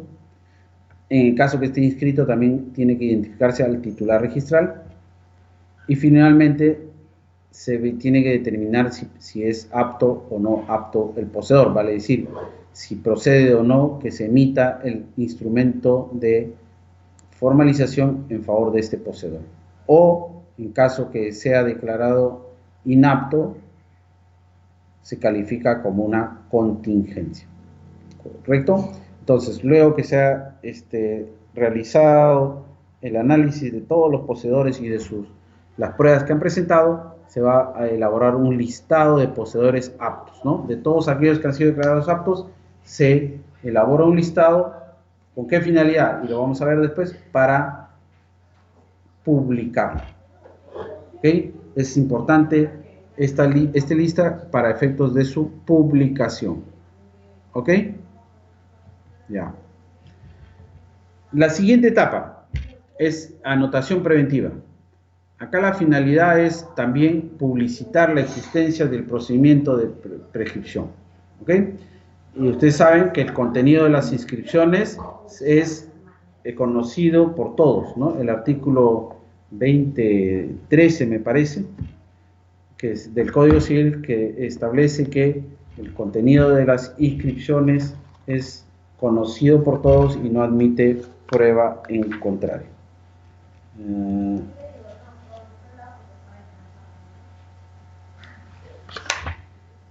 No, es el artículo 2012, que dice: se presume, sin admitirse prueba en contrario, que toda persona tiene conocimiento del contenido de las inscripciones.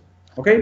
Entonces, una forma de hacer esa publicidad erga omnes es a través de una anotación preventiva. ¿Ok?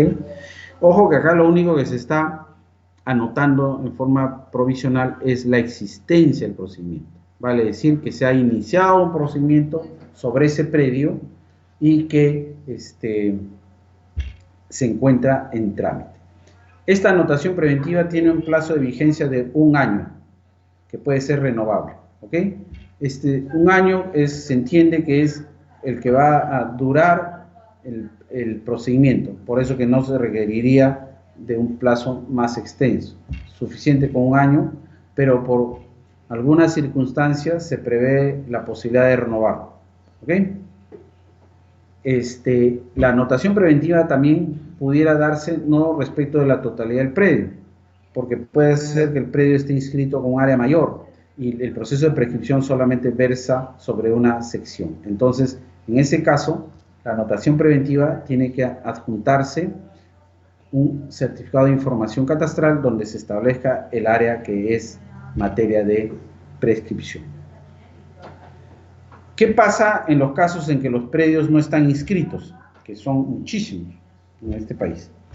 Ahí se extiende, en mérito de esta solicitud de anotación preventiva, se extiende una partida registral. ¿Ok? O sea, se abre una nueva partida registral en base al certificado de información catastral que se emite, que es una especie de plan, ¿no? Hemos dicho que el certificado de información catastral es un documento que contiene todos los datos como si fuera un plan. ¿Ok? Entonces, en base a ese certificado, el registrador va a generar una partida nueva para ese predio. Bien. La siguiente es la notificación. Me permiten un minuto.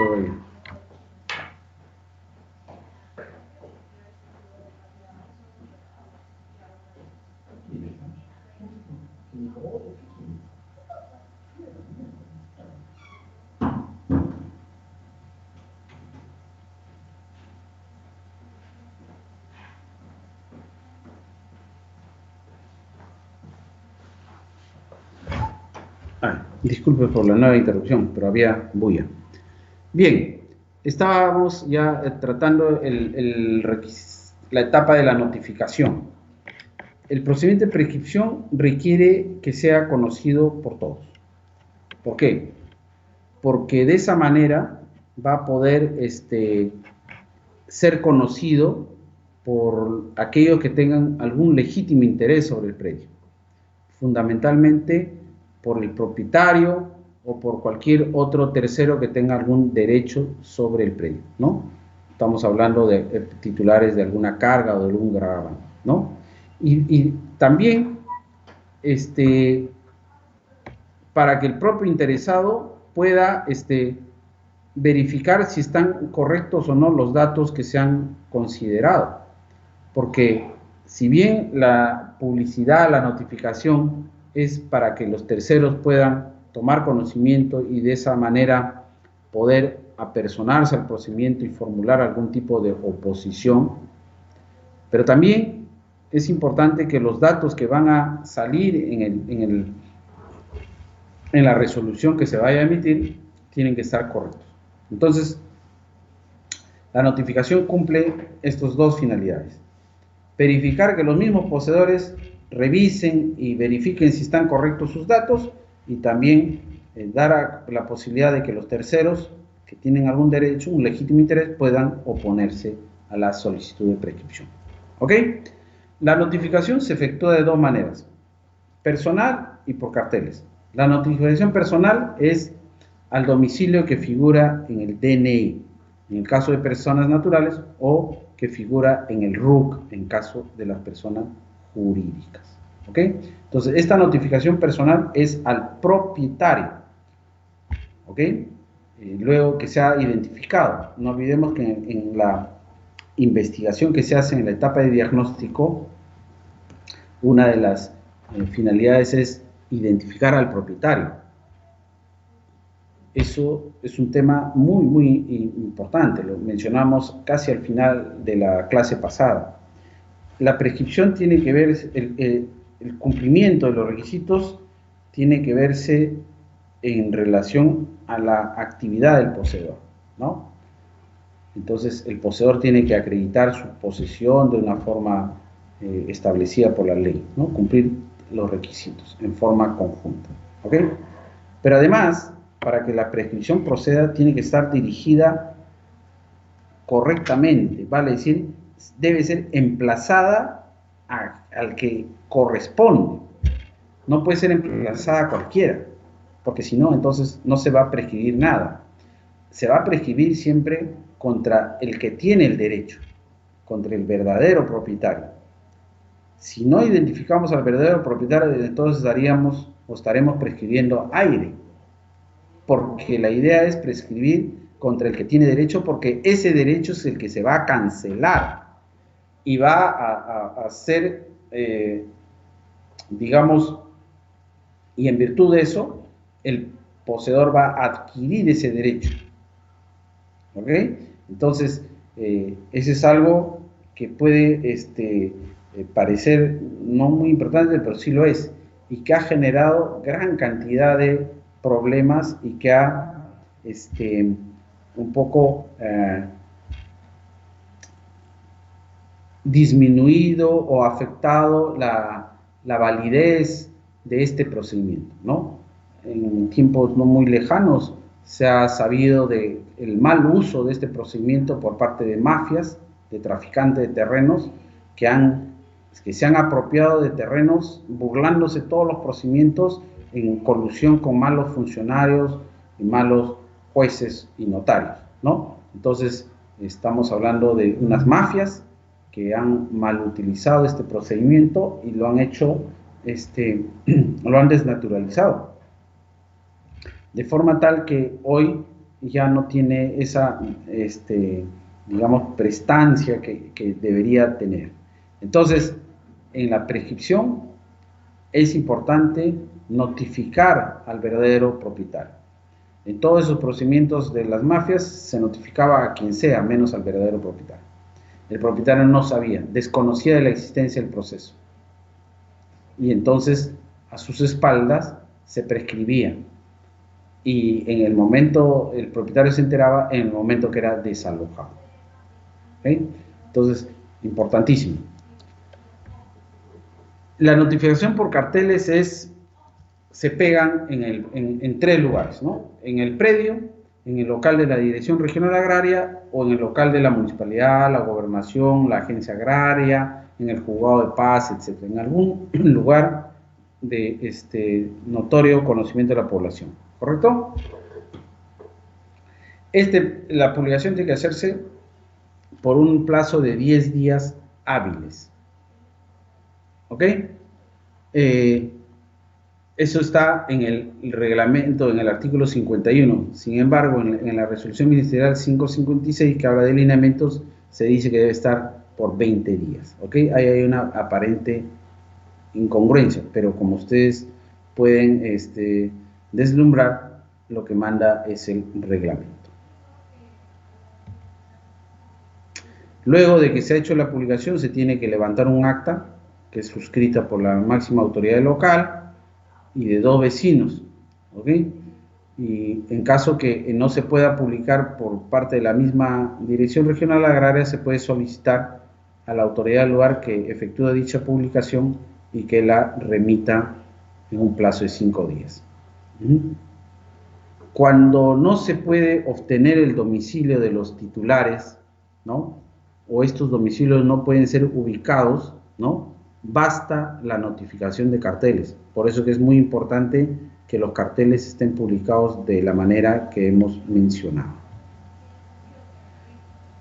Siguiente etapa, la oposición. La puede formular cualquier interesado que se considere afectado por el procedimiento. Y para esto tiene que acreditar con un legítimo interés personal, actual y probado. ¿Ok? No basta pues que cualquiera formule oposición, sino que tiene que haber un legítimo interés. El plazo para que alguien se pueda oponer es de 10 días hábiles contados desde la notificación personal o desde vencido el último día del plazo de los carteles. ¿Ok? Entonces, como habíamos dicho, los carteles se publican en 3 lugares, ¿no? No necesariamente tienen que ser en forma simultánea. Entonces, lo que tiene que considerarse es el vencimiento de la última publicación. ¿Correcto? Bien.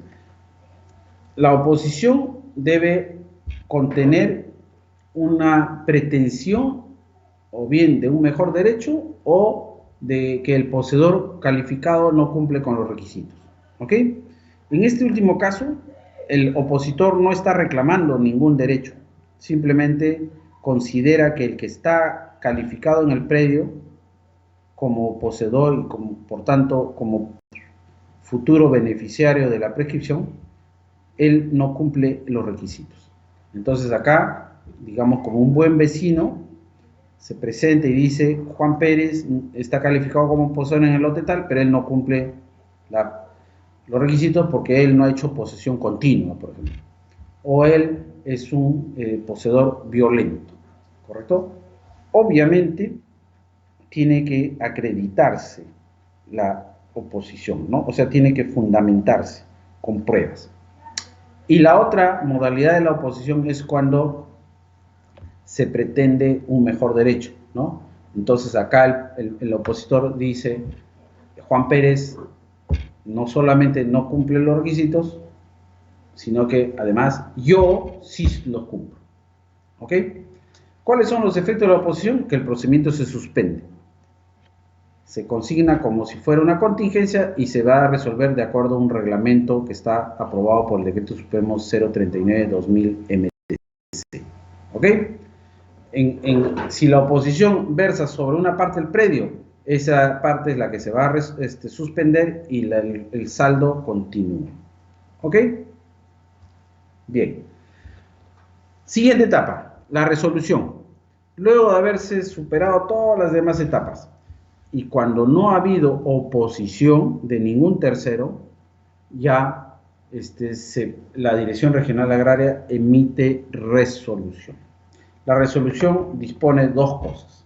La primera es que se declara la propiedad por prescripción adquisitiva a favor del poseedor calificado, ¿correcto?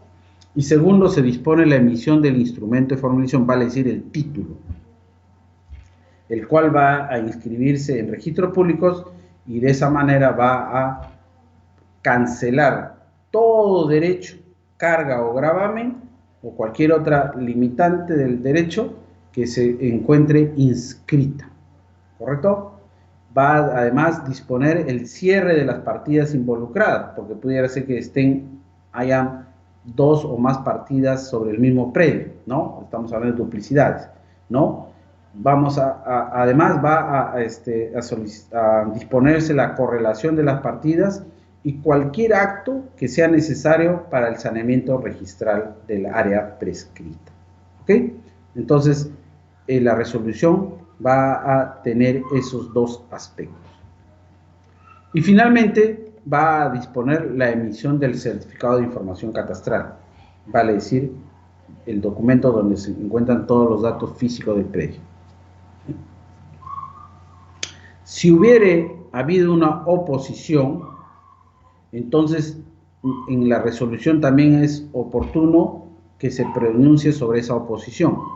Entonces, si la oposición es fundada, la va a declarar de esa manera y va a disponer que se emita el título a favor del opositor.